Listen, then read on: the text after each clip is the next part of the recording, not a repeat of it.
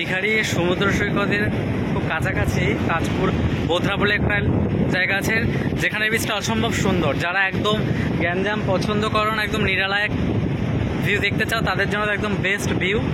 খুবই সুন্দর, বিচটা পুরো ফাঁকা, জাস্ট মুষ্টিমেয় কয়েকজন। আর একদম ভিউয়ের সামনে ছোটো ছোটো কটেজ করা আছে, যেগুলোতে তুমি তোমার পছন্দ মতো খাবার বললে এরা রান্না করে পুরো টোটালি ঘরোয়া রান্না করে সার্ভ করে দেবে। প্রত্যেক প্রায় অনেকগুলো কটেজই রয়েছে এরকম, এগুলো খুবই সুন্দর, একদম সমুদ্রটাতে সঙ্গে সঙ্গে লাগা, যেগুলো তুমি এদিক থেকে উঠতে পারবে, সমুদ্র ঢেউয়ে পা দুলিয়ে ওখানে খেলতেও পারবে।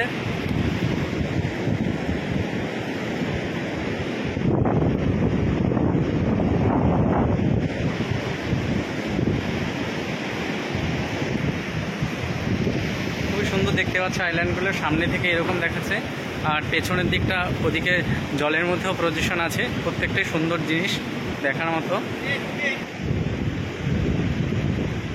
এদিকের ভিউটাও খুব সুন্দর দেখতে। এখানের ভিউটা দেখো, এখানে নিচ থেকে ভিউটা দেখাচ্ছি আমি, একদম এরকম কাঠের সিঁড়ি, এখান দিয়ে উঠে যাওয়া যায়। আমরা ঠিক করেছি মৌসুমি হোটেল অ্যান্ড রেস্টুরেন্ট। আমি কাঠের সিঁড়িতে আস্তে আস্তে ওপরে যাচ্ছি, তারপরে আমি ওপরে গিয়ে দেখাচ্ছি। This is very nice place, Assam, একদম সমুদ্রের সামনে।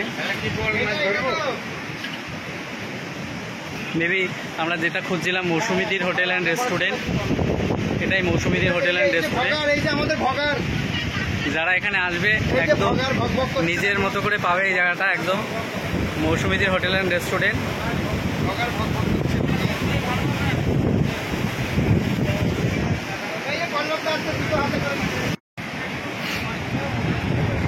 আর নামতে পারবো না, জল গেলে তারপর নামতে পারবো।